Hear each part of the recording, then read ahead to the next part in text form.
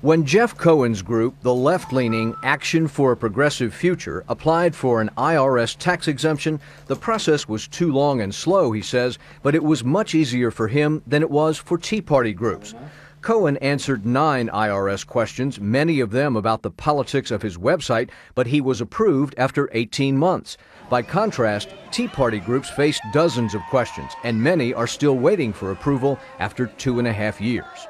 I'm for the IRS toughly probing all groups applying for tax-exempt status, but they shouldn't specially scrutinize certain groups because they're on the left or the right. According to the Treasury Inspector General's report, IRS scrutiny of the Tea Party began in 2010 in the tax exemption unit based in Cincinnati.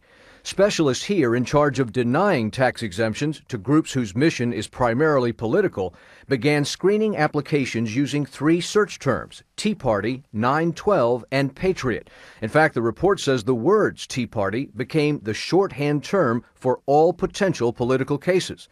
Jeff Cohen calls the targeting of anyone's politics appalling. Because remember, if groups who have the name Tea Party in their name, those words, can be targeted now, in a few years, groups with the word progressive in their name could be targeted by the IRS. It's wrong in either case. While the report calls the search terms inappropriate, it still concludes the Cincinnati office was not politically biased. Of the 298 organizations the office reviewed, only a third were triggered by conservative search terms, 2/3 were not. However, every Tea Party group was reviewed.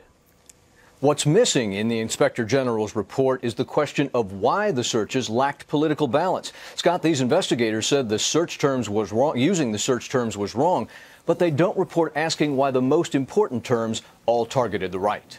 Wyatt, thanks very much.